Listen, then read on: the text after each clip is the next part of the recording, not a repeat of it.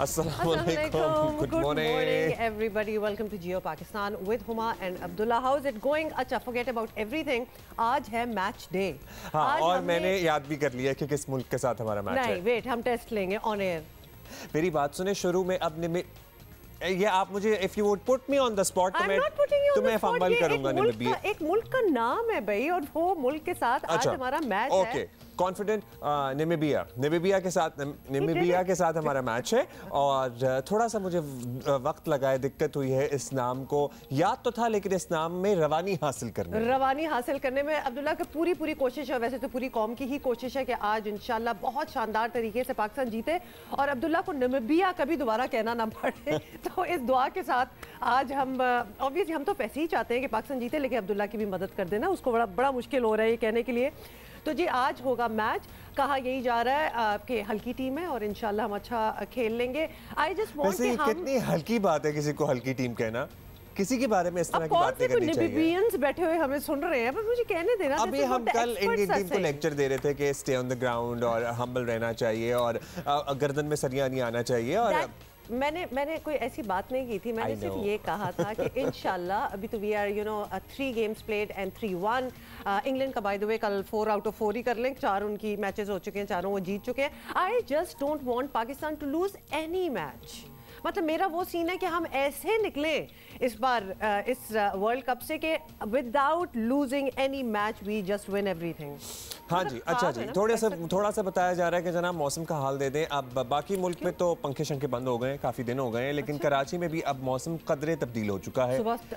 और आज अब नवंबर के आगाज़ के साथ ही आपको पता है ना, बिल्कुल वो सर्दी जो है वो दस्तक दे रही होती है। बाकी मुल्क में तो सर्दी ऑलमोस्ट आ चुकी है, हमारे यहाँ भी दस्तक ही दे रही है। तो हमारे यहाँ वो कन्फ्यूजन वाला मौसम चल रहा है कि पंखे की स्पीड 5 पे करनी है कि 3 पे करनी है या 2 पे करनी है, क्योंकि हर घंटे के हिसाब से टेम्परेचर तब्दील हो जाता है और फिर किसी शख्स कोट के पंखे का रेगुलेटर जो है ना वो चेंज करना पड़ता है। There are people like me जो अभी तक एसी पे चल रहे हैं, और 26 पे है वैसे एसी, तो उसमें भी कभी ठंड सी लग जाती है, लेकिन एसी पे अब डिपेंडेंसी काइंड ऑफ मेरी हो चुकी है। एक बात बताऊं, अगर आप खिड़की जरा वेंटिलेशन करेंगी और एसी बंद कर देंगी तो आपका कमरा ज्यादा ठंडा होगा।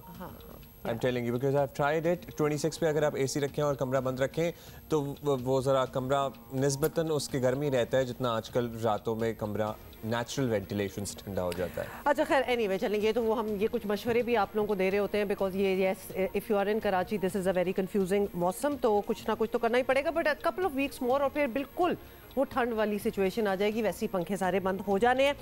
अच्छा जी, बहुत सी बातें करनी है। We have a very interesting guest, by the way should I tell them about the guest या अभी नहीं? सो कल की एक खबर है, कल हमें पता चला कि there is an 85-year-old person जिन्होंने PhD कर ली है और उनको कल ही बलोचिस्तान यूनिवर्सिटी से डिग्री मिली है। हम तो हैरान हो गए और हमने सोचा भी इनसे तो हमने बात करनी है, so he will be joining us. So Halimi साहब हमें ज्वाइन करेंगे और उनसे हम इस सफर, इस जर्नी के बारे में पूछेंगे कि क्या हलीमी जी कि उनकी पढ़ाई में क्या कोई ब्रेक आया था या वो इतने अरसे से बस तदरीस और पढ़ाई से ही वाबस्ता है। मेरा एक ही सवाल होगा, क्यों? मतलब ये एक बड़ा वैलिड सवाल है कि भाई क्यों, तो ये सारे सवाल हमने उनसे करने हैं। अच्छा, अब कराची में एक नहीं मुतअद्दिद अर्बन फॉरेस्ट्स जो हैं वो उगाए गए हैं, छोटे छोटे पॉकेट्स उगाए गए हैं, and they are working well, और उनके अब मुस्बत नताइज जो हैं वो सामने आना शुरू हो गए हैं। और कुछ तो एक्चुअली हमने विजिट भी किए हैं और कुछ हमने आपको भी दिखाए हैं। और वाकई मैं एक बात बताऊं, जब आप बाहर से जैसे सड़क से चल के उन फॉरेस्ट के बीच में खड़े हो जाते हैं ना, तो एक वाज़े डिफरेंस होता है, एक टेम्परेचर में भी होता है, एक हवा सी भी एक लगती है, और मतलब आपको एक बड़ी अच्छी तरह श्योरिटी हो जाती है कि वाकई अगर हम ज़रा फॉरेस्टेशन कर ले, दरख्त वगैरह और लगा दें, बहुत ज़्यादा तादाद में लगा दें, तो बहुत बेहतरी आ सकती है। और कराची में रोड साइड्स पे बिल्कुल बयाबान और बंजर किस्म की ज़मीन पड़ी होती थी ना, अब उसमें भी हमें लग रहा है कि कुछ मेहनत हो रही है और वहाँ दरख्त, पौधे और घास वगैरह अब नज़र आना शुरू हो गई है। खैर, अभी हम ज़रा T20 वर्ल्ड कप की बात करेंगे। T20 वर्ल्ड कप में पाकिस्तान की शानदार परफॉर्मेंसेस का सिलसिला है जारी। शाहीन आज लगातार अपनी चौथी फतह के लिए नामीबिया का शिकार करने के लिए तैयार है और कौमी टीम इस वक्त भरपूर फॉर्म में नजर आ रही है। नामीबिया जैसी कदरे कमजोर टीम से मुकाबले में खिलाड़ियों पर जरा दबाव कम होगा, लेकिन मैच के लिए टीम में 2 तब्दीलियां हो सकती हैं। इमाद वसीम और हसन अली की जगह मोहम्मद नवाज और एक और है जनाब Waseem junior. Waseem junior playing 11 का हिस्सा बन सकते हैं। दिस इज समथिंग जो कि ऐसा लग रहा है कि होगा।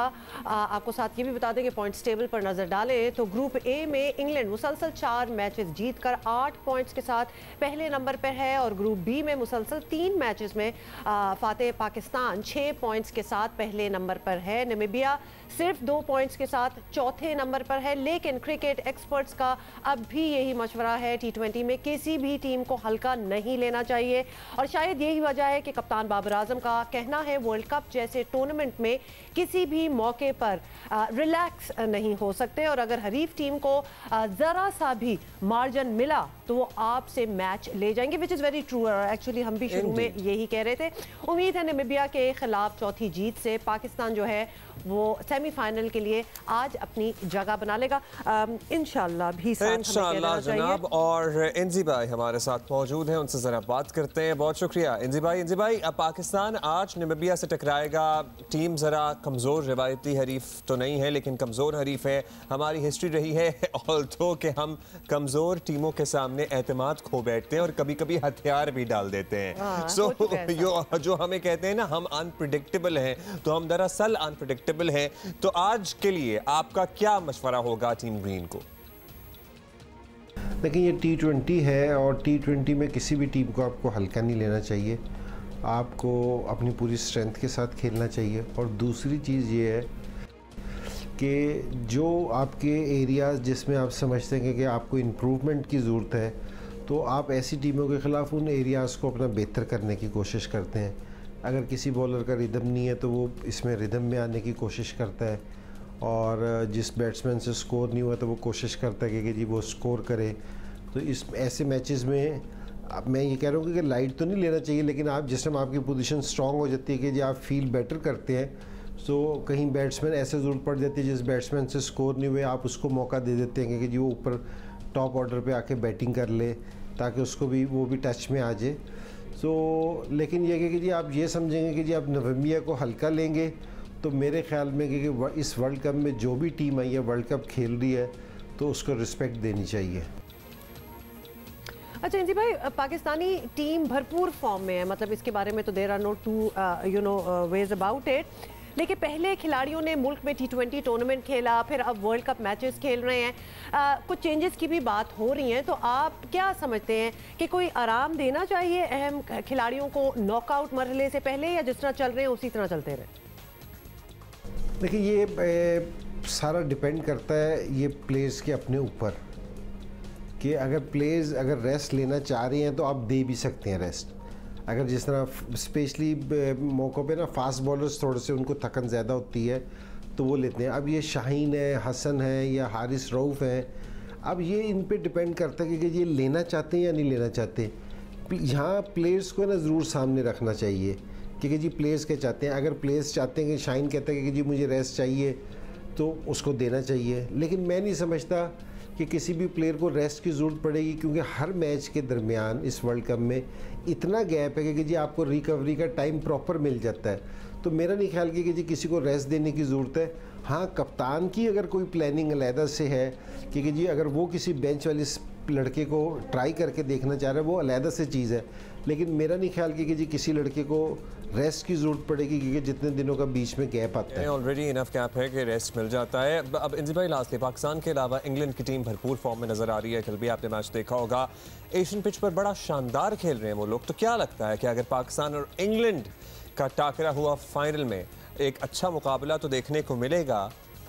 खैर बाकी आप ही बता दें, मैं कुछ I won't say anything about. कोई शक नहीं कि जी ये पाकिस्तान भी और इंग्लैंड भी दोनों बहुत ज़बरदस्त क्रिकेट खेल रही हैं।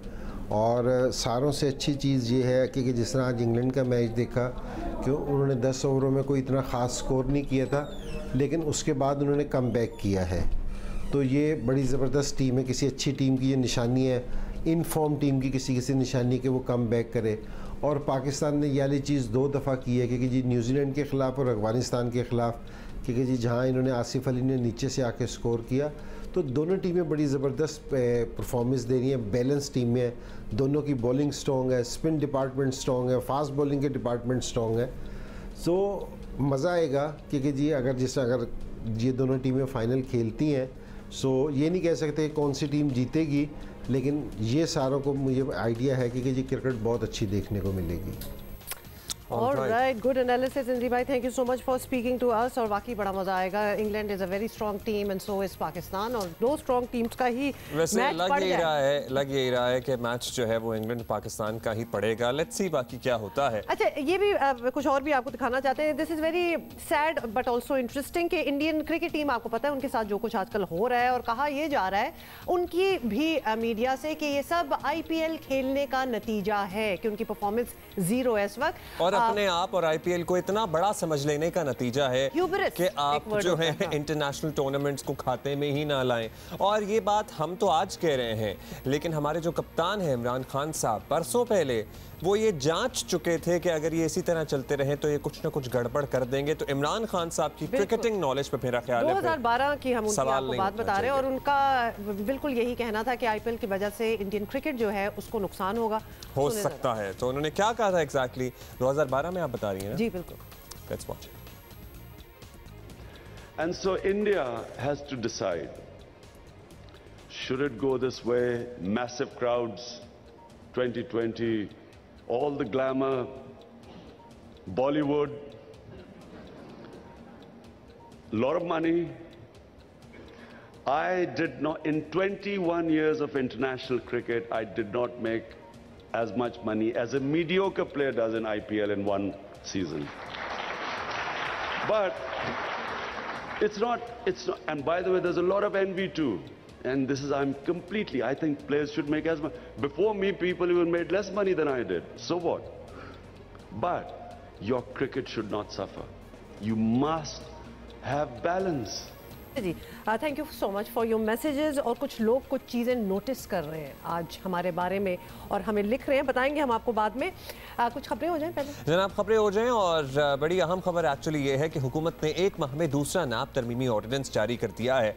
और वैसे ऑर्डिनेंसेस जो हैं वो वैसे तो आईनी हैं, लेकिन जमहूरी रवायात के ज़रा मुतज़ाद ही हैं, क्योंकि ऐसा लगता है जब किसी भी मुल्क में गैर फ़ाल हो जाती है जमहूरियत तो फिर ऑर्डिनेंसेस के ज़रिए तब्दीलियाँ लाई जाती हैं। खैर, ये ऑर्डिनेंस तो आ गया है। अब 6 अक्टूबर से पहले वाले केसेस वैसे ही चलेंगे जैसे चल रहे थे। ना आसिफ जरदारी साहब को, ना शाहिद खाकान अब्बासी साहब को, ना मरियम नवाज साहिबा को, और ना ही शहबाज शरीफ साहब को कोई रिलीफ मिल सकेगा। अलबत्ता मौजूदा हुकूमत के दौर में होने वाले किसी स्कैंडल को भाई नाम हाथ नहीं लगा सकेगा। हाउ ब्यूटीफुल, बेहतरीन ही हो गया ये तो बेस्ट ही हो गया जिसको कहते हैं ना। साथ ही हम आपको वैसे ये मजे का केस सूरत हाल नहीं है। अब आई होप कुछ लोगों को हंसी आ रही हो इस बारे में। खैर एनीवे, हम आपको ये भी साथ साथ बता दें कि वफाकी काबीना और अहम हुकूमती इदारों और ओहदेदारों को जो अस्तस्ना दिया गया था वो बरकरार है, यानी सिर्फ कार्रवाई होगी तो मुखालफिन के खिलाफ सिर्फ बस हम पे अभी कैमरा नहीं है ना, लेकिन आपकी क्लैप हमें सुनाई दे गई है। सिर्फ यही नहीं, आपको ये भी बताएं कि चेयरमैन नैब को हटाने का इख्तियार सुप्रीम जुडिशल काउंसिल से वापस सदर मुमलिकत को मिल गया है, यानी चेयरमैन नैब की नौकरी भी अब हुकूमत के अपने हाथ में होगी। अलबत्ता चेयरमैन नैब को हटाने के लिए वही तरीक़ेकार फॉलो किया जाएगा जो कि सुप्रीम कोर्ट ने जो है के जज को हटाने के लिए अपनाया जाता है। नई तरमीम में ज़र ज़मानत के तयन का इख्तियार भी अदालत को दे दिया गया है। इससे पहले तरमीमी ऑर्डिनेंस में जुर्म की मालियत के बराबर मचल के जमा कराने की शर्त रखी गई थी। ऑर्डिनेंस का इतलाक 6 अक्टूबर से होगा। अपोजिशन लीडर शहबाज शरीफ ने नायब ऑर्डिनेंस में नई तरमीम को हुकूमत के लिए एनआरओ करार दे दिया है। कई सौ रुपए इस कौम के खाए गए, उससे बचने के लिए ये PTI की हुकूमत ने अपने आप को एनआरओ देने के लिए उन्होंने ये नैब के ऑर्डिनेंस में तरमीम करके ले आए, ताकि इमरान खान नियाजी अपने आप को, चाहे वो हेलीकॉप्टर स्कैंडल है और चाहे वो अरबों खरबों का स्कैंडल है, उनको वो अपने आप को एनआरओ दे दें। और आपको समझ तो आई गई होगी कि 1 माह में दूसरा नैब ऑर्डिनेंस बता रहा है कि हुकूमत दीगर कई जो हैं वो कौमी मामलात में कानूनी महाज पर भी कन्फ्यूजन का शिकार है। तो लिहाजा बहुत सी कन्फ्यूजन्स जो हैं वो चल रही हैं, और ये कन्फ्यूजन थोड़ी सी हम क्लियर ज़रूर करना चाहते हैं और समझना चाहते हैं कि इस सब का मतलब क्या है। And who's going to tell us? Muneeb Farooq senior person है, कानूनदान भी है। Munib, thank you. मुनीब, आप बताइएगा, हुकूमत ने 1 माह के अंदर ही नई तरमीम के साथ नायब ऑर्डिनेंस ये जारी कर दिया है। जो तरमीम सामने आई हैं इसके मुताबिक जो अपोजिशन रहनुमा केसेस का सामना कर रहे थे उनको नायब ऑर्डिनेंस से मिलने वाला रिलीफ अब खत्म कर दिया गया है, जबकि चेयरमैन नायब को हटाने का इख्तियार भी सदर मुमलिकत के पास आ गया है। तो क्या असर पड़ेगा मुल्की सियासत पर नई नायब तरामीम का? अब जो भी अमेंडमेंट है वो 6 अक्टूबर से ऑनवर्ड्स अप्लाई होगी। उससे पहले कि जितने केसेस हैं, जितनी investigation, inquiries, proceedings, trial, references, वो चाहे एंटी मनी लॉन्ड्रिंग एक्ट के तहत हो, चाहे किसी और कानून के तहत हो जो कि नैब प्रोसिक्यूट कर रहा है, वो वैसे ही चलते रहेंगे, जिसके नतीजे में शहबाज शरीफ साहब के मामलात हों, मरीम नवाज शरीफ हों, शाहिद खाकान अब्बासी साहब हों, शायद एहसन इकबाल साहब हों, और बहुत से जो मामलात हैं वो वैसे ही चलते रहेंगे।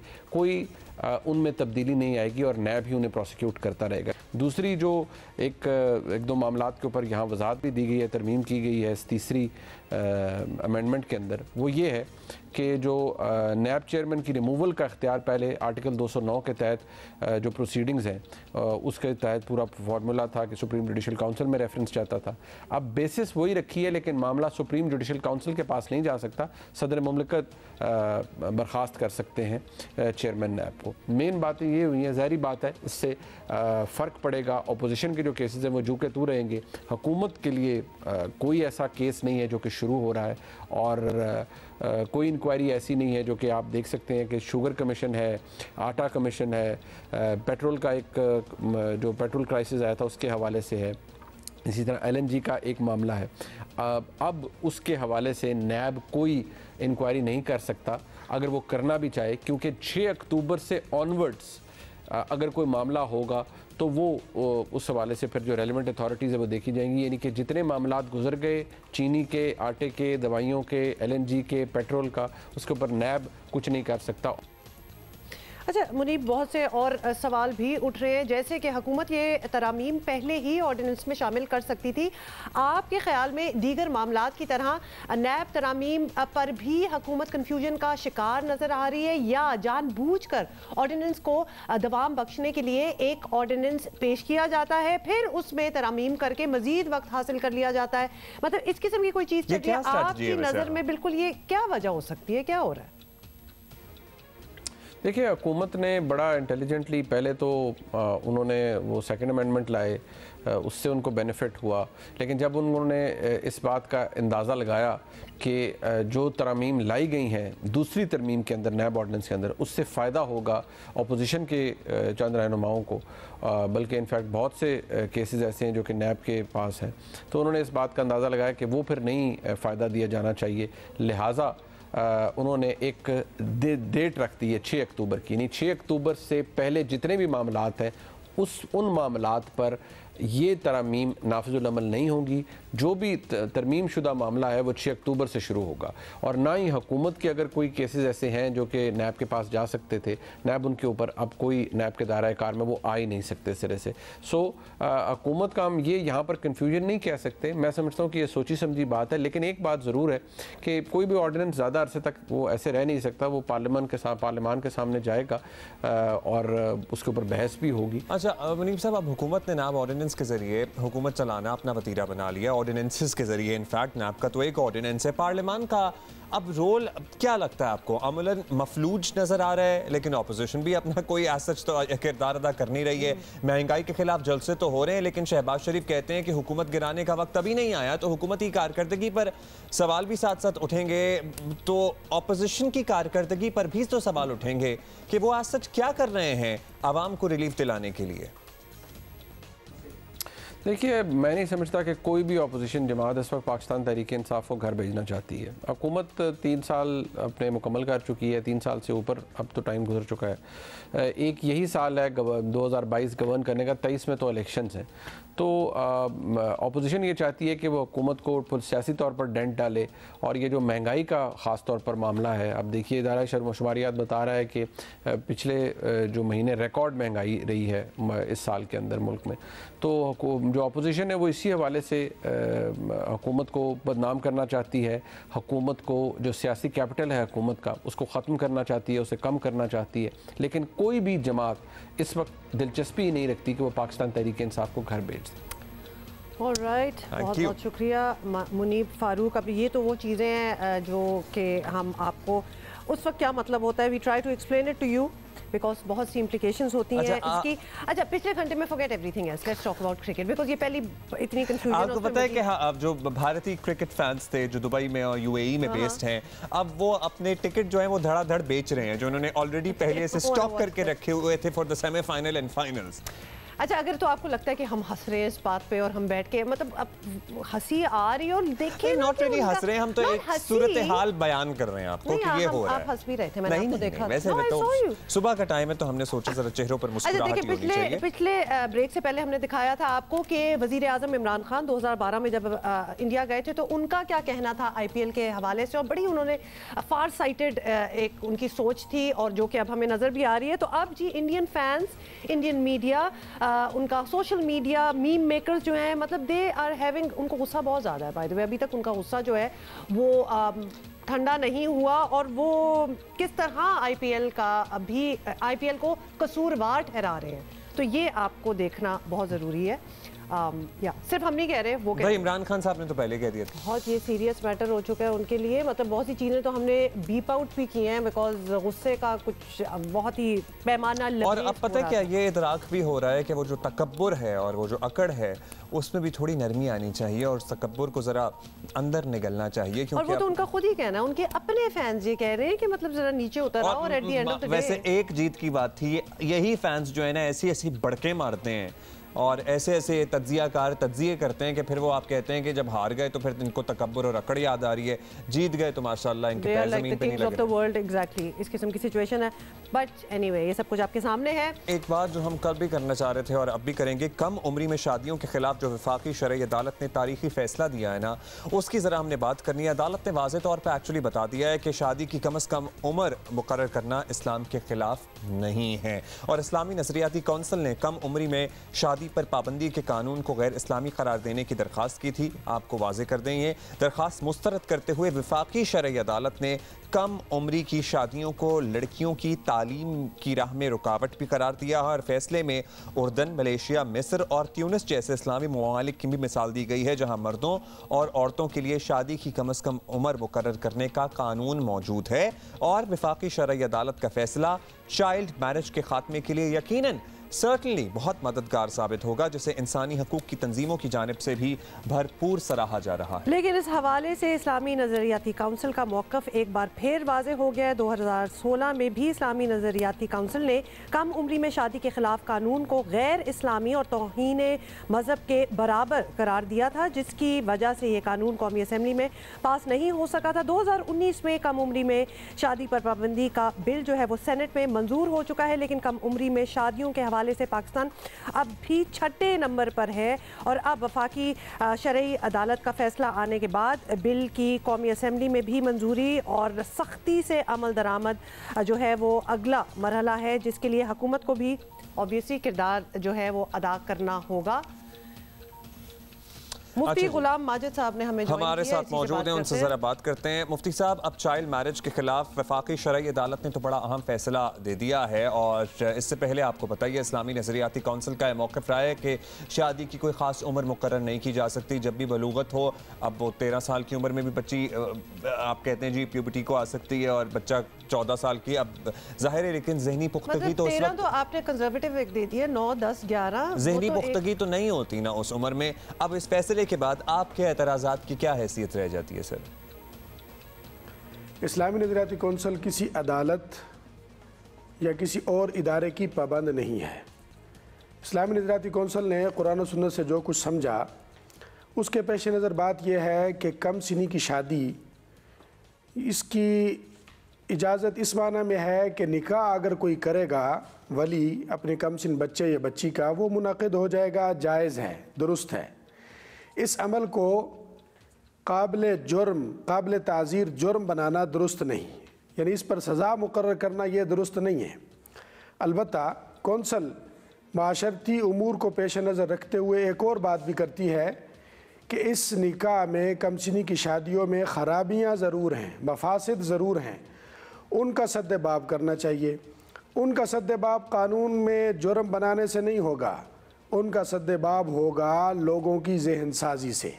तो कौंसल की आखिरी सिफारिश ये है कि कमसिनी की शादियाँ मफासिद से खाली नहीं, इसका सद्देबाब बज़रिया कानून करने की बजाय लोगों की जहन साजी करके इसका सद्देबाब करना चाहिए। अब जहन साजी में तो पता नहीं दिहाइयाँ भी लग सकती हैं गालिबन मामला, जिसको कहते हैं ना कि ये तो एक प्रोजेक्ट है पूरा। बट मुफ्ती साहब ये भी बताइएगा कि वफाकी शरई अदालत का फैसला यकीनन इस्लामी कवानीन को मद्देनजर रखते हुए ही बनाया गया होगा, क्योंकि वो भी शरई अदालत है। बिल्कुल जी। 2016 में चाइल्ड मैरिज का बिल कौमी असम्बली में पेश हुआ था, जो इस्लामी नजरियाती कौंसिल ने तौहीन मजहब तक के मुतरादिफ करार दिया था उसे।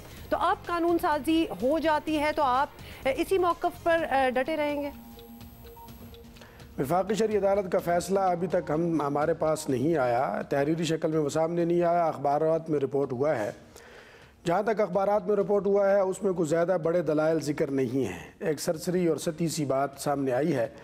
अलबत्ता तफसीली फ़ैसला जब आएगा तो हो सकता है इस्लामी नज़रियाती कौंसिल के इजलास में ज़ेर बहस आए और कौंसल का जो इजलास होगा उसमें जो दलाइल होंगे उसके मुताबिक जो फ़ैसला होगा वो कौंसल करेगी। अब तक की कौंसल की राय यही है कि ये कानून बनाना और उसमें उम्र की हद मुकर्रर करना दुरुस्त नहीं, इस पर सज़ा मुकर्रर करना दुरुस्त नहीं, लोगों की ज़हन साजी करनी चाहिए। अच्छा सर, ये बताइएगा कि इस्लामी नज़रियाती काउंसिल वफाकी शरई अदालत के फैसले को किस फोरम पर चैलेंज करने का सोच रही है? आपने कहा जी हम तो किसी अदालत के ताबे नहीं हैं, लेकिन इस मौक़िफ़ पर आप डटे रहेंगे या कोई दरमियानी रास्ता निकालेंगे, या फिर ठीक है फैसला आ गया आप अपने फैसले पर कायम हैं? क्या मौक़िफ़ है आपका? इस्लामी नज़रियाती कौंसिल किसी भी अदालत के किसी फ़ैसले को कहीं चैलेंज नहीं करती, कौंसिल का ये काम ही नहीं है। कौंसिल का काम यह है कि कुरान और सुन्नत को सामने रखे और दलाइल सामने रखे और उसके मुताबिक कोई ना कोई फ़ैसला करे।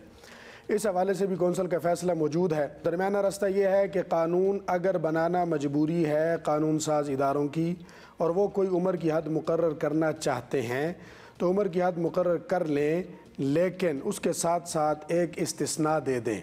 वफाकी शरई अदालत के फ़ैसले में भी इसका ज़िक्र है कि बहुत से इस्लामी ममालिक बल्कि गैर इस्लामी ममालिक में भी उम्र की हद मुकर्रर करने के बाद एक इस्तिस्ना दिया गया है कि अगर औलिया कमसिन बच्चे या बच्ची के औलिया ये समझें कि हमारी ज़रूरत है, वो किसी ज़रूरत के तहत निकाह करना चाहें तो उनको एक ख़ास प्रोसेस मुकम्मल करने के बाद वो आसान से आसान हो, जैसा कि यूनियन कौंसिल का प्रोसेस है, वहाँ से इजाज़तनामा ले के वो निकाह कर सकें, इसकी इजाज़त हो। ये एक दरमियानी रास्ता है। कौंसिल के बहुत से महक़क़ीन और बहुत से अराकीन इस पर सोच रहे हैं। अगर ये रास्ता इख्तियार किया जाएगा तो मेरा ख़्याल ये है कि जो उलमा हैं, जो इस्लामी माहिरीन हैं और जो कानून के माहिरीन हैं उनकी राय मुत्तफ़िक हो जाएगी। आपका मौक़िफ़ आ गया। सीनियर रिसर्च ऑफिसर इस्लामी नज़रियाती काउंसिल मुफ्ती गुलाम माजिद साहब हमारे साथ मौजूद थे। इसी पर एक और मौक़िफ़ जी, एक अल्टरनेटिव मौक़िफ़ भी लेते हैं। मदीहा निसार साहिबा ने हमें ज्वाइन किया है, जो कि वाइस चेयरपर्सन है विमेन पार्लियामेंट्री कॉकस की। बहुत बहुत शुक्रिया मदीहा साहिबा। वफाकी शरई अदालत ने फैसला दे दिया है कि शादी की कोई ख़ास उम्र मुकर्रर करना इस्लाम के ख़िलाफ़ नहीं। तो आप बड़ी सरगर्म हैं चाइल्ड मैरिज के हवाले से, कैसा देखती हैं इस फैसले को? जी बिल्कुल, चाइल्ड मैरिजेस ऐसा इशू है जो थोड़ा सेंसिटिव भी है और उसके ऊपर केपी गवर्नमेंट जो है वो काफ़ी कमिटेड भी है और इसके ऊपर हमारी डिफरेंट मीटिंग्स वगैरह भी चल रही हैं कंसेंसस बिल्डिंग के हवाले से। और जो अभी ये फैसला आया है तो मेरे ख्याल में ये खुशाइंद है और हम शायद इसी के उसमें एक कानून साजी की तरफ हम अपना एक कदम मजीद बढ़ा सकेंगे। अच्छा मदीहा साहिबा, वफाकी अदालत ने तो अपना वफाकी शरई अदालत ने तो अपना काम कर दिया। अब इन फैसलों की रोशनी में हुकूमत क्या इक़दाम उठाएगी? क्योंकि फैसलों पर अमल दरामद कराना तो सर्टनली हुकूमत की जिम्मेदारी है। सबसे मुश्किल काम ही वो होता है एक्चुअली। केपी गवर्नमेंट जो है वो इस पे कमिटेड है और इस पे हमारी डिफरेंट मीटिंग्स भी चल रही हैं।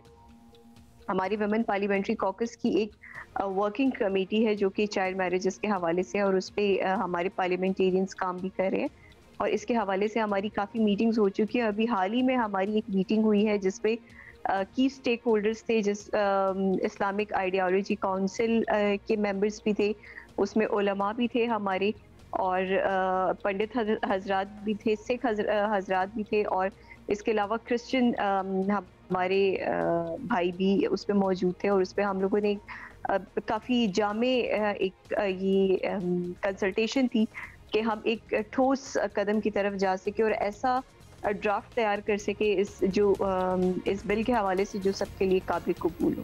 अच्छा मदिया साहिबा, ऑब्वियसली अब एक आपका ओपिनियन ही लेंगे कि एक जिम्मेदारी माशरे पर भी बनती है, आवाम में शऊर होगा तो खुद ही ऐसी शादियां जो हैं वो रुक जाएंगी। हुकूमत आगे ही मुहिम के लिए कुछ कर रही है इस मामले में, तो बताइएगा। अभी हम लोगों ने जो स्टेप लिया है वो ये है कि हम लोग यूसी लेवल पे जाके और ग्रास रूट लेवल पे जाके ख़वातीन के साथ बैठ के हम उनके साथ बातचीत करें।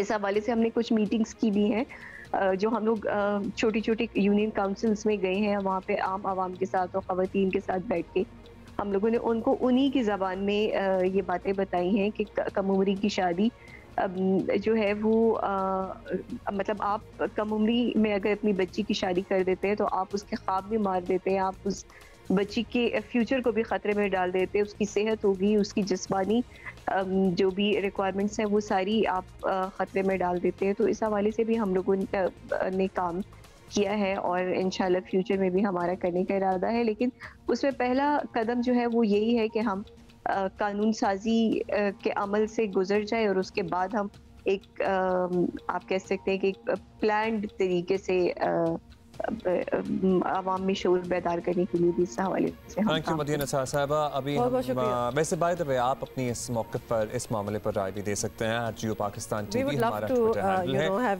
Your opinion as well. और thank you for writing in to us जनाब। आपकी किसी भी मौजू पर आपकी राय और आपकी ओपिनियन जब तक मिलती है तो हमें बड़ी खुशी होती है और हमें बड़ा अच्छा लगता है कि हम मिलकर जो इतने सालों से सुबह सुबह काम करने की कोशिश कर रहे हैं, जहाँ हम पाकिस्तान के आवाम को जो इशूज़ हमारे लिए अहम हैं और जो इश्यूज हमारे लिए अहम होने चाहिए उनके बारे में इंफॉर्मेशन देते हैं, आगाही देते हैं। और फिर when you guys share your opinions तो we feel really proud of ourselves to be honest. That is very true. और फिर एक बड़ा अच्छा एक स्नैपशॉट ऑफ द सोसाइटी भी मिल जाता है और कि लोग क्या सोच रहे हैं, बिकॉज आपको पता है माशाल्लाह टॉपिक्स तो हमारे पास इतने होते हैं, ranging from cricket to politics to life, मतलब everything goes on in Geo Pakistan.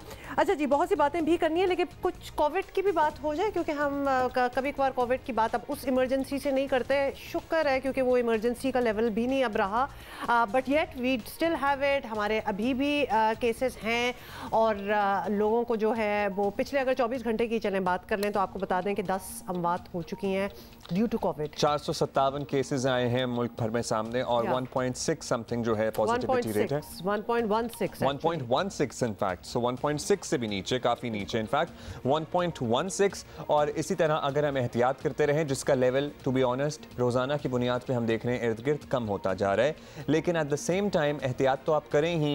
Vaccination अगर आपकी रह गई है, आपने नहीं लगवाया है, ये मुफ्त टीका जो हुकूमत ने बड़ी मेहनत से आपके लिए प्रोक्योर किए हैं, पैसे भी लगाए हैं, कुछ इमदाद भी मिली है, लेकिन ये सिस्टम जो है ये बड़ी मेहनत के बाद फॉर्म हुआ है और ये चल रहा है और अच्छा चल रहा है, जिसकी तारीफ हम बारहा करते रहते हैं। प्लीज़ इससे मुस्तफ़ीद हों, इससे फ़ायदा उठाएं और ये मुफ्त टीका किसी की बातों में ना आए। जो कोई बात कर रहा है कि इससे ये हो जाता है वो हो जाएगा, सब झूठ बोल रहे हैं, अब तक सब गलत बातें कर रहे होंगे ना आप लोग। ऑब्वियसली वैक्सीनेशन का पता है तो बैठे तो नहीं होंगे खामोशी से इतने महीनों से कि जी नहीं लगवानी, पढ़ लिया होगा, अब तक रिसर्च कर ली होगी, समझ आ गई होगी बात की, तो लिहाजा प्लीज़ जाके लगवा लें। अच्छा जी, पिछले घंटे में हमने आपको बताया था we were talking about cricket, that is all by the way, we are interested in, we just want to talk about cricket. और भी चीज़ें होती रहती हैं मुल्क में जो हम आपको बता देते हैं, लेकिन प्राइमरीली क्रिकेट इट इज। अच्छा, वैसे इर्द गिर्द अपने हालात पे नज़र दौड़ाएं तो और इस वक्त जो मुल्क में चीज़ें हो रही हैं वो कोई इतनी अच्छी और इतनी इंकरेजिंग और आवाम को रिलीफ देने वाली हो नहीं रही है। ठीक है, इधर एक सेकंड का पॉज, तो इसीलिए तो हम अपनी जरा टेंशन डाइवर्ट करेंगे। बाय द वे, और जो चीजें हो रही हैं मुल्क में वो कब नहीं हो रही थी माशाल्लाह, मतलब कि कोई एक टेंशन खत्म नहीं होती कि दूसरी स्टार्ट हो जाती है।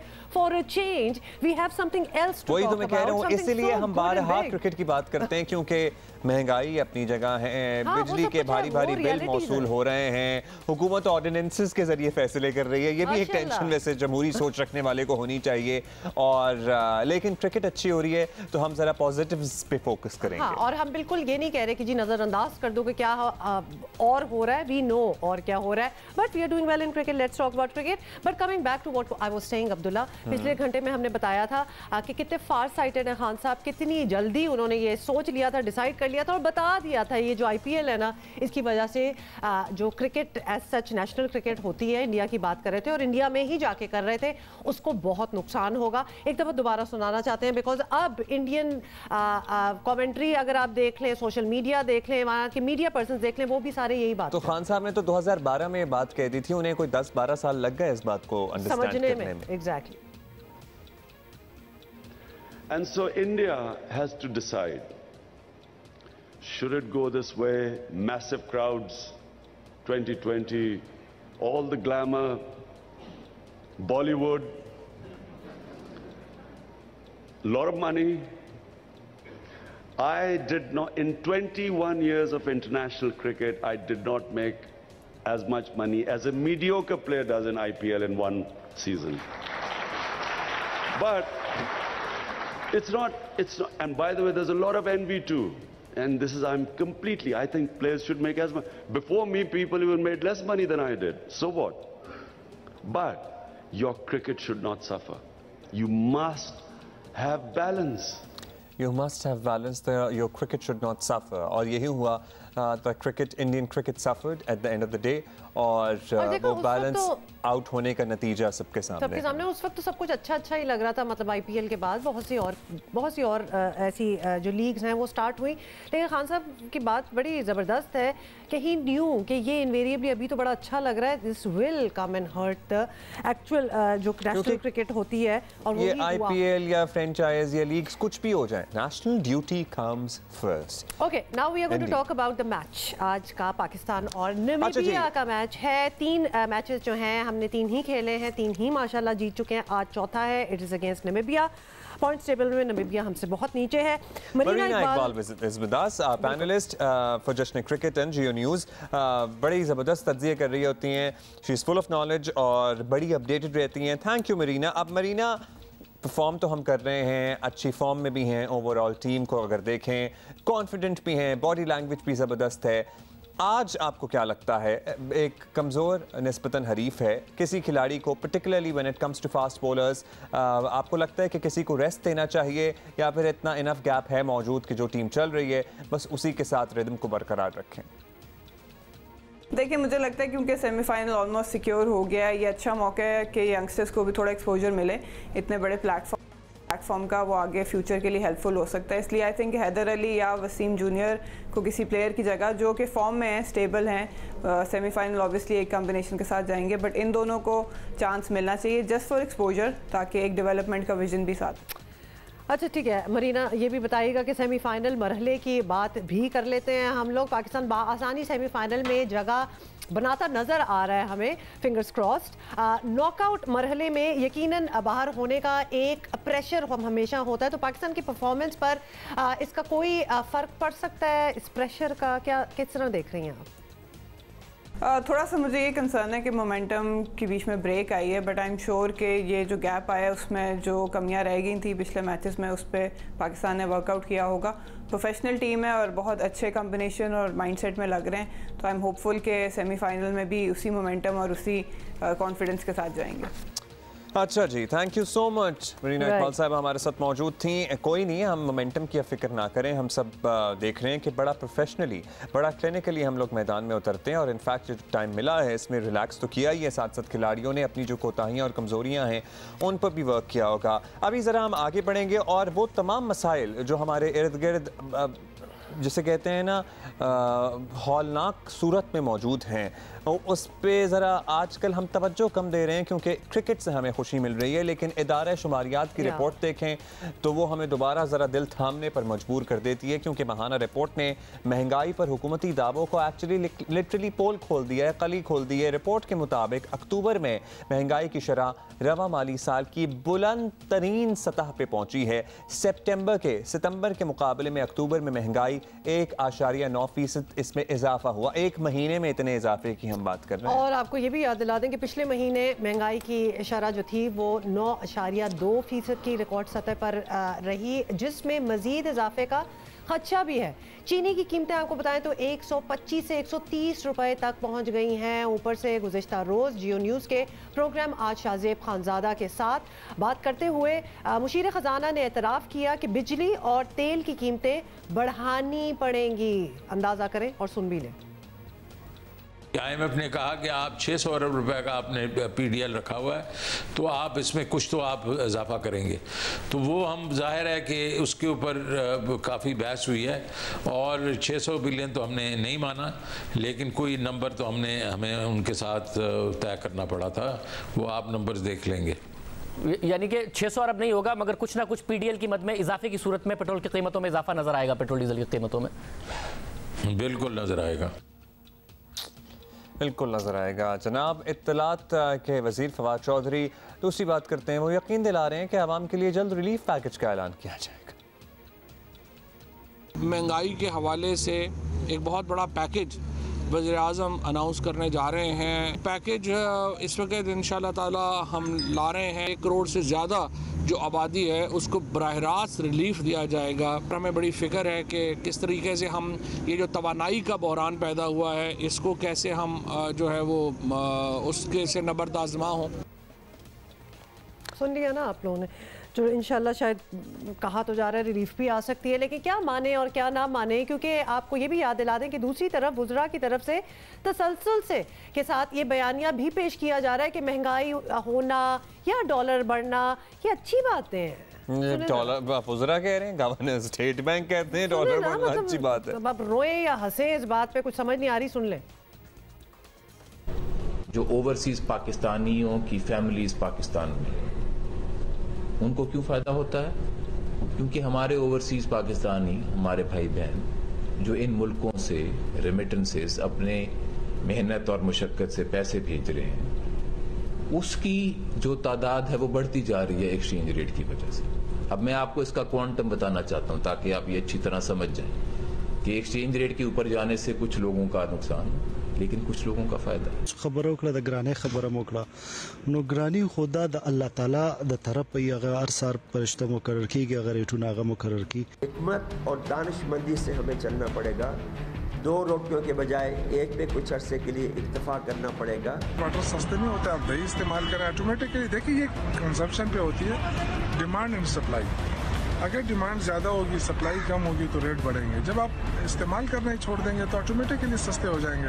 आज हर एक जो है अच्छी ज़िंदगी गुजार रहा है, ये बिल्कुल गलत प्रोपेगेंडा है कि लोग भूखे हो गए। मेरे सूबे में आओ, मैं आपको फिराता हूँ, मुझे कच्चा मकान दिखा दो तो मैं कहूँगा कि ये पीछे जा रहा है। चीज़ ऊपर नीचे होती है, उसमें वो जिनको फायदा हो रहा है वो भी हमारे ही भाई हैं। आलू सस्ते हो गए थे, कितना बड़ा नुकसान हुआ आलू में किसानों को उसका। अगर इससे कोई महंगाई से किसी चीज को फायदा हो रहा है, टमाटर किसका टमाटर है? हमारे जमींदारों ने उगाया हुआ है ना। इमरान खान आपको धोखा नहीं दे रहा और आपके लिए वो कर्जे लेकर मसरूई चीज सस्ती नहीं कर रहा। अगर मैं एक चाय के चम्मच में 100 दाने डालता हूँ तो अगर 9 दाने कम हो जाए, मैं 100 निवाले खाता हूँ आटे के, तो अगर 9 निवाले कम खा लूँ तो अपनी कौम के लिए मैं 9 निवालों की कुर्बानी नहीं कर सकता। ये गुज़श्ता चंद सेकंड्स में हमने जो फ़हम फ़रासत के अनमोल मोती बिखेरे हैं आपकी टेलीविज़न स्क्रीन पर, इसको समेटते रहिए और हम अपनी गुफ्तगू को आगे बढ़ाते हैं। महंगाई के ख़िलाफ़ अपोजिशन भी सरापा एहतजाज है, तो हम अपोजिशन लीडर शहबाज शरीफ समझते हैं कि वज़ीर आज़म इमरान खान के ख़िलाफ़ तहरीक आदम एतमाद का भी वक्त नहीं आया है। सियासत में एक दायरे में रह के हर चीज़ मुमकिन है बिल्कुल, लेकिन ऐसा अभी तक कोई फैसला नहीं हुआ। लेकिन इसके ऊपर बातचीत होती है PDM के फोरम पे और मुशावरत होती है, लेकिन हतमी फैसला अभी तक नहीं हुआ। PDM में अगर ऐसा फैसला होता है तो फिर उस फैसले की रोशनी में हम भरपूर पार्लियामान में मौजूद तमाम पार्टी से मुशावरत करेंगे, लेकिन अभी उसका वक्त नहीं आया।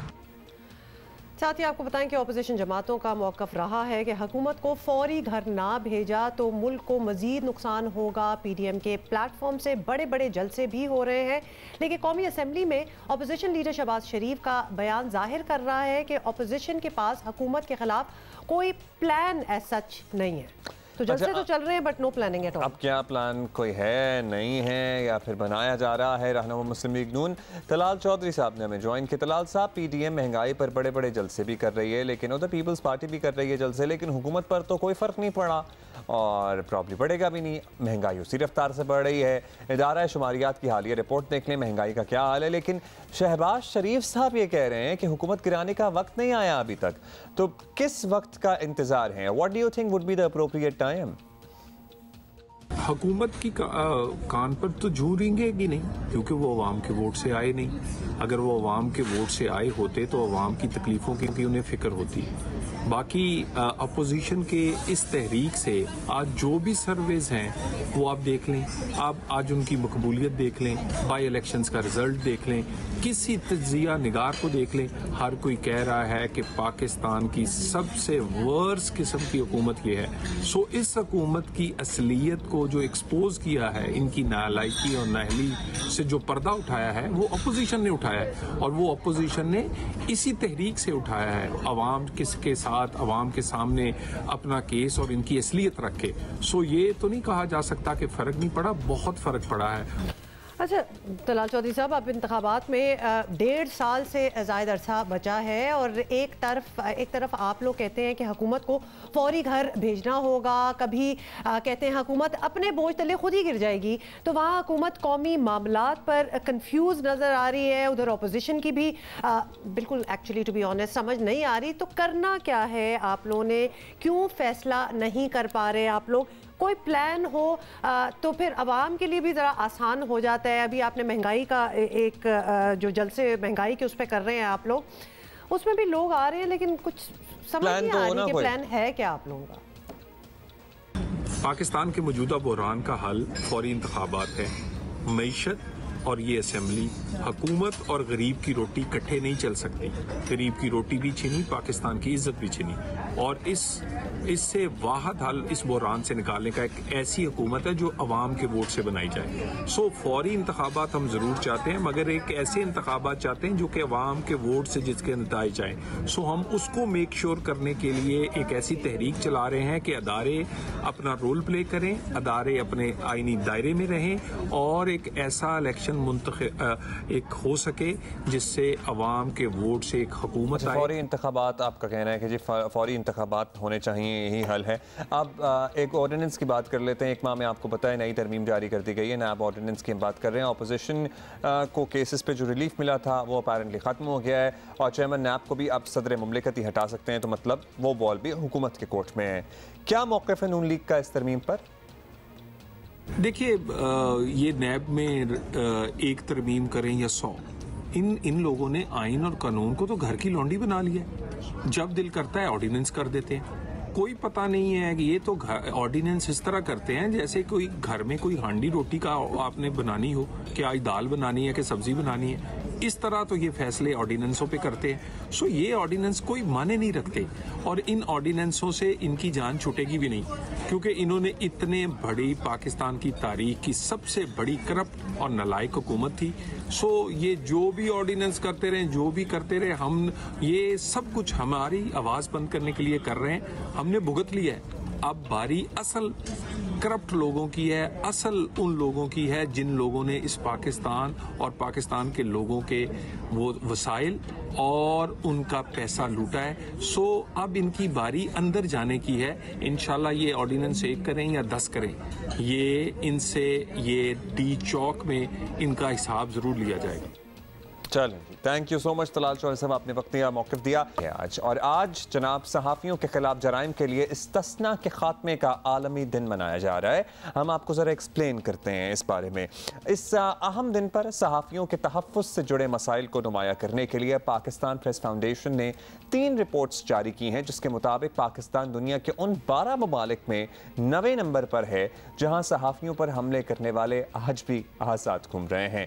पहली रिपोर्ट में पाकिस्तान में मीडिया की ऑनलाइन हैरेसमेंट के मसाइल पर रोशनी डालते हुए ये बताया गया है कि गुज़श्ता साल भी सहाफ़ियों को ऑनलाइन डराने और धमकाने का सिलसिला जारी रहा है। और ताज़ा मिसाल भी आपको बता दें कि पिछले 2 महीनों में हम सब ने देखी है ये मिसाल, जब बेनज़ीर शाह, गरीदा फारूकी और आसमा शराजी जैसे सीनियर खातून सहाफ़ियों को भी ऑनलाइन धमकियों और ट्रोलिंग का सामना करना पड़ा। साथ ही दूसरी रिपोर्ट में पाकिस्तान में सहाफ़ियों पर हमलों की निशानदही करते हुए बताया गया कि साल 2021 में सहाफ़ियों पर हमलों के 27 वाक़यात जो है वो रिपोर्ट हुए हैं, जबकि तीसरी रिपोर्ट में बताया गया कि ऑनलाइन सहाफ़ियों को खामोश करवाने के लिए भी बहुत कुछ किया जाता है, जैसे कि prosecution of electronic crime act का भी सहारा लिया जाता है। और रिपोर्ट में इस बात का भी इंकशाफ किया गया है कि सहाफ़ियों में ना सिर्फ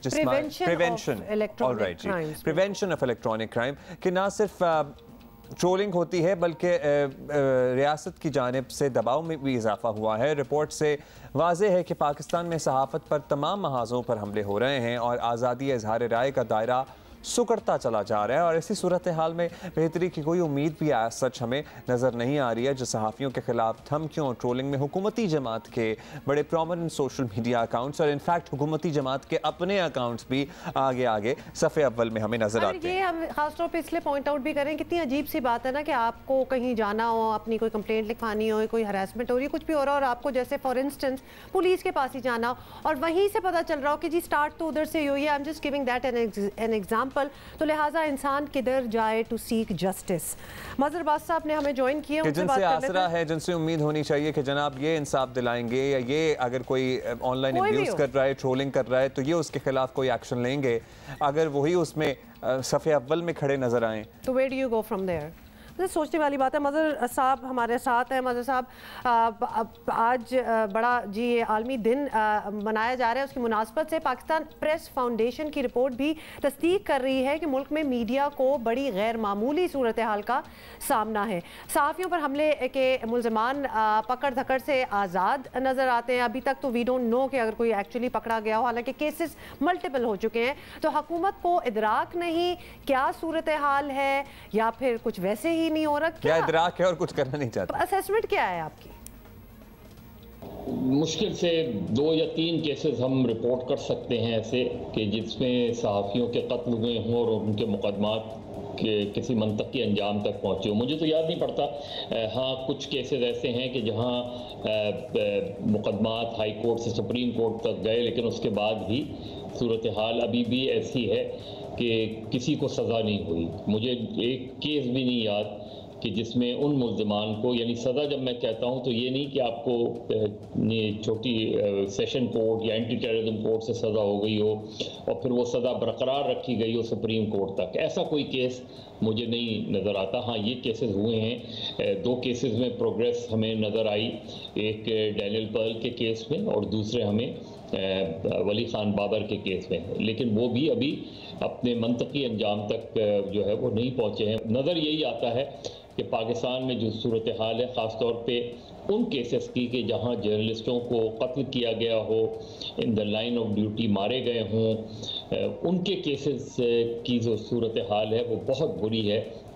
और इसीलिए जो है वो अब ये खैर जर्नलिस्ट प्रोटेक्शन बिल आया है, देखें इसकी एक क्लॉज में ये भी है मौजूद कि उन केसेस की प्रोग्रेस को भी देखा जाएगा कि वो केसेस अगर चलते हैं तो कितनी तेज़ी से चलें। स्पेशल पब्लिक प्रोसिक्यूटर की बात की गई है कि स्पेशल पब्लिक प्रोसिक्यूटर, लेकिन अब तक का जो ट्रैक रिकॉर्ड है मुख्तलिफ हुकूमतों का, और ये हुकूमत भी मादी की हुकूमतों से मुख्तलिफ नहीं है, तो वो उसमें हमें केसेस जो है आगे बढ़ते हुए नहीं नज़र आते। अच्छा साहब, रिपोर्ट के मुताबिक सहाफ़ियों पर ऑनलाइन हैरेसमेंट की अगर बात करें तो ऑनलाइन हैरेसमेंट और धमकियों के वाक़यात भी बड़ी तेज़ी से बढ़ रहे हैं, सबके सामने ही है सोशल मीडिया प्लेटफॉर्म्स पर। पर्टिकुलरली जो विमेन जर्नलिस्ट हैं, खातून सहाफ़ी हैं, वो ज़्यादा गैर महफूज हैं। अब बाकायदा मुहिम के ज़रिए सहाफ़ियों को निशाना बनाया जाता है। लेटेस्ट एग्जाम्पल्स हमने भी आपको गिनवा दी।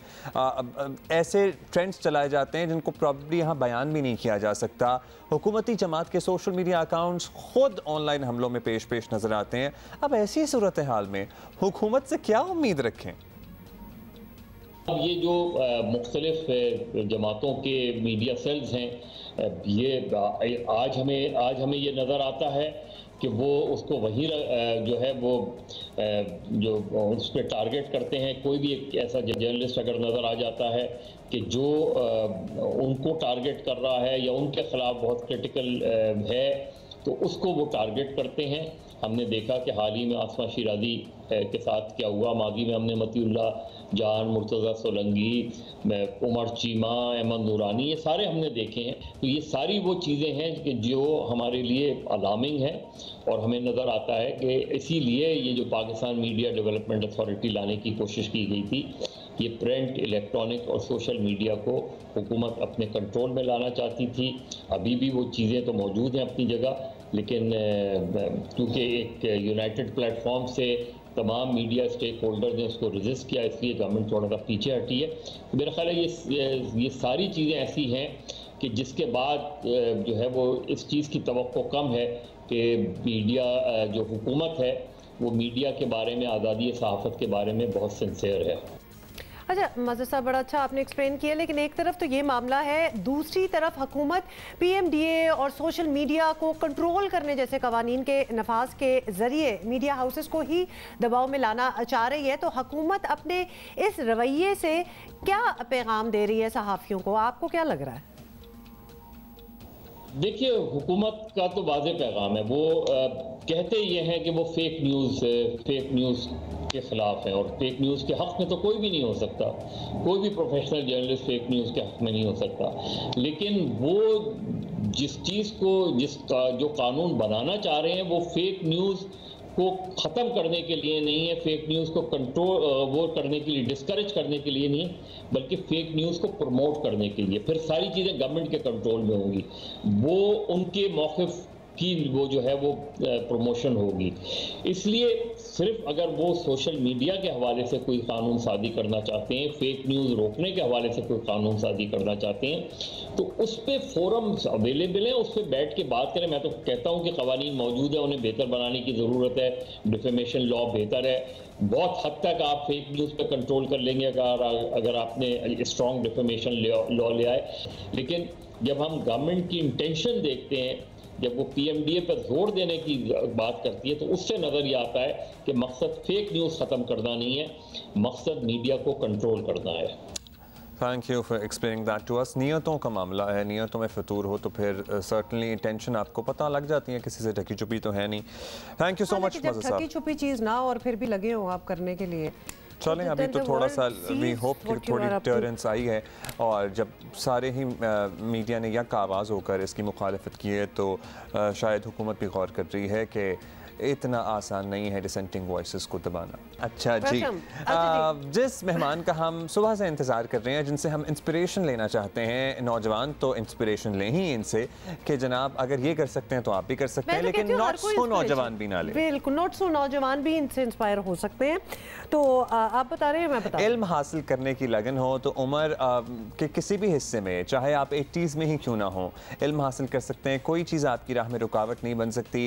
ये साबित किया है बलूचिस्तान से ताल्लुक़ रखने वाले हैबत खान हलीमी साहब ने, जिन्होंने इन हिज 80s 80 साल की उम्र में PhD की डिग्री हासिल करके नई तारीख रकम कर दी है। वो भी पॉलिटिकल साइंस में यूनिवर्सिटी ऑफ बलूचिस्तान के कॉन्वोकेशन में इन्होंने माशाल्लाह डिग्री भी इन्हें मिली, और he looks so nice in his gown and the cap and everything. Yes, and to be very honest, हम तो थोड़े से हैरान ऑब्वियसली इस खबर से हो ही गए थे, और जब तस्वीर देखी तो समझ नहीं आ रही थी कि डिग्री कौन किसको दे रहा है। हाँ। तो वो भी थोड़ी सी कंफ्यूजन चल रही थी। ऐसा लग रहा था ये डिग्री देने वाले हैं। बिल्कुल जी, हैबत खान हलीमी साहब ने हमें ज्वाइन किया है। बहुत बहुत शुक्रिया सर, आपने हमें ज्वाइन किया। बहुत मुबारक हो आपकी PhD डिग्री। मतलब लोग जो हैं वो उम्र गुजार देते हैं PhD डिग्री में। क्या आपकी भी इसी तरह स्टोरी है कि आप भी बड़े अरसे से चाहते थे और ये PhD डिग्री हासिल करने चाहते थे, या फिर ये रिसेंट हुआ कि जी आपने कहा मैं भी डॉक्टर बनूंगा? नहीं, बस ये मेरी शुरू से ख्वाहिश भी ये थी कि मैं हायर एजुकेशन हासिल करूं। तो रिटायरमेंट के बाद फिर मुझे मौका मिल गया, मैंने एक किताब लिखी थी इल्म जराइम पर। उसका एक मुसवदा मैं जब वीसी साहब के पास ले गया, उस वक़्त गुलाम मोहम्मद ताज साहब थे, उनके लिए ले गया कि आप इसे मेरे किताब पर तबसरा करें। तो उन्होंने फिर 15-20 दिन के बाद मुझे बुलाया और अपने तबसरा भी लिख कर मुझे दिया और कहा कि भाई हम यहाँ पर बलूचिस्तान यूनिवर्सिटी में क्रिमिनोलॉजी का एक डिपार्टमेंट खोलना चाहते हैं, तो आप हमारे साथ आए। आप कब रिटायर हो रहे हैं? मैंने कहा अभी 5-6 महीने के बाद मैं रिटायर हो रहा हूँ। तो उसके बाद फिर रिटायरमेंट के बाद मैं उधर बलूचिस्तान यूनिवर्सिटी आ गया। तो मैंने अपने कुलीग से, जो मेरे असिस्टेंट प्रोफेसर जो मेरे कुलीग्स थे, उनसे मैंने मशवरा किया कि भाई मुझे इस तरीके का ऑफ़र हुआ है। उसने कहा बिल्कुल आप ये एक्सेप्ट कर ले में। और उन दिनों में एमफिल की रजिस्ट्रेशन हो रही थी। तो उन्होंने मुझे कहा कि अगर आप ये टीचिंग लाइन में आना चाहते हैं तो फिर इसमें आपको एमफिल और पीएचडी करना पड़ेगा। तो फिर मैंने अपनी एमफिल में रजिस्ट्रेशन करवा ली 2006 में। उसके बाद 5 साल के बाद 11 में जो है 2011 में मुझे एमफिल की डिग्री मिली। उसके बाद फिर मैं पीएचडी में। यानी आपने अपनी रिटायरमेंट के बाद, अहमद खान साहब, अपनी रिटायरमेंट के बाद अपनी फील्ड ही तब्दील कर ली, और ना सिर्फ तब्दील की, उसके लिए आपने पढ़ाई भी की और उसके लिए कोशिश भी की। ऐसा ही है? ऐसा ही है, बिल्कुल ऐसा ही है। तो वंडरफुल, ये सफ़र तो फिर चलता चला गया और अब आप दरस व तदरीस से ही 100% मुंसलिक हैं, एज इन पढ़ाते भी हैं यूनिवर्सिटी में, और फिर अपनी डिग्री भी आपने इसी तरह कंप्लीट की? जी जी, यूनिवर्सिटी में भी पढ़ाता हूँ और उधर ये अपने जुडिशल एकेडमी में भी पढ़ाता रहा हूँ 8-10 साल। अच्छा खान साहब, ये ज़रूर बताइएगा कि ये तो बड़ी आपकी इंस्पायरिंग स्टोरी है वैसे, ज़बरदस्त किस्म की, और ख़ास तौर पे इतना आपको शौक़ था और आपने वो करके भी दिखा दिया। आपके फैमिली मेम्बर्स, आपके भाई बहन, बच्चे, मतलब उन सारों का क्या कहना था कि ये किस तरह हो रहा है, और क्या आपसे इंस्पायर हो के आपके घर वालों ने भी कोई एमफिल पीएचडी वगैरह किया? यहाँ भी कर रहे हैं। बिल्कुल जी, मेरी दो बेटियां जो है वो एक ने एमफिल की हुई है ये अपने केमिस्ट्री ऑर्गेनिक में, दूसरी बायोकेमिस्ट्री में एमफिल बलूचिस्तान यूनिवर्सिटी से कर रही है, फाइनल ईयर है उसका। और तीसरी बच्ची जो मेरी है वो एमबीबीएस डॉक्टर है माशाल्लाह, और चौथी जो है वो गोल्ड मेडलिस्ट है, इधर बहादुर खान यूनिवर्सिटी से गोल्ड मेडलिस्ट है। So ये 4 daughters and माशाल्लाह they are so well read, और इतनी हाई अचीविंग आपकी बेटियां भी हैं, तो माशाल्लाह आप जैसे बाप हों तो बच्चे भी ऐसे ही होंगे। अब खान साहब, जब आप ये कर रहे थे, आप एमफिल कर रहे थे या फिर आपने पीएचडी में बाद में इनरोलमेंट की, तो इर्द गिर्द जो आपके कॉलीग्स थे या दोस्त थे या इवन आपके घर वाले भी थे, they used to help you out, they used to encourage you, या कभी किसी ने सवाल भी किया कि यार अब तो मतलब है कि उम्र का एक हिस्सा गुजर गया, आप किस चक्कर में पड़ गए? नहीं, ये घर वाले तो मुझे सपोर्ट करते थे, लेकिन जो बाहर वाले दूसरे जो लोग थे, आम आदमी जो थे ना, वो कहते थे कि जी ये इस उम्र में आपने ये पढ़ना है तो किस काम का होगा, आपको इससे क्या फ़ायदा होगा। मैंने कहा जी इल्म जो है ना जी, इसके बारे में अल्लाह ताला ने जब पहली वही भेजी तो इक़रा बिस्मि रब्बिकल्लज़ी खलक़ की आयत नाजिल की कि पढ़ो। तो हदीस शरीफ में है कि हुज़ूर अलैहिस्सलाम ने फरमाया अगर इल्म हासिल करने के लिए आपको चाइना जाना पड़े तो वहाँ भी आप जाओ। तो इल्म जो है इंसान जो है उसके लिए बहुत ज़रूरी है। जब तक उसको आगाही नहीं होगा, जो अपने आप को नहीं पहचान सकता, अपने बायस तख्लीक के बारे में कुछ नहीं जानता, वो अल्लाह को भी नहीं पहचान सकता। अपनी मदद कर सकता है। बात की है, ज़बरदस्त आपने बात की है। मतलब ट्रूली आप अपनी फैमिली के तो लिए इंस्पिरेशन है ही, लेकिन इस वक्त इस प्लेटफॉर्म पे बैठे हुए आई एम श्योर जो भी लोग सुन रहे हैं वो बहुत ज़्यादा इंस्पायर होंगे आपसे। अब आगे आपने क्या करना है? मतलब ये तो आपकी अपनी एक थी ख्वाहिश थी, माशाल्लाह ख्वाहिश भी कुछ छोटी नहीं थी, मतलब डॉक्टरेट ही आपने हासिल कर ली, तो व्हाट्स नेक्स्ट? क्योंकि आपको देख के और माशाल्लाह आपकी एनर्जी और जज्बा जो हमें नज़र आ रहा है यहाँ, लगता नहीं है कि अभी आप रुकने वाले हैं। क्या करना है? मैं अभी तो उधर जुडिशल एकेडमी में तो पढ़ाता हूँ, मुझे वो एज ए गेस्ट स्पीकर बुलाते रहते हैं और अच्छा। पुलिस वाले भी बुलाते हैं, एनजीओज वाले जब कोई वर्कशॉप करते हैं पुलिस के बारे में या किसी और चीज़ के बारे में तो मुझे बुलाते हैं वो लोग। चले वंडरफुल, हमें तो फिर आपकी सूरत में एक और गेस्ट स्पीकर मिल गए, हम भी आपको बुलाते रहेंगे। थैंक यू हैबिब खान साहब, बहुत बहुत शुक्रिया। Thank you so much, thank you so much. Thank you for being with us. What a beautiful end to this show today, because I was really looking forward to talking to such an inspiring story. And बिल्कुल उसी तरह वो हैं जिस तरह हम सोच रहे थे कि इतना जज्बा होगा उनमें। आज जी मैच है पाकिस्तान और Namibia. Namibia, yes. We're gonna see you tomorrow. See you, bye.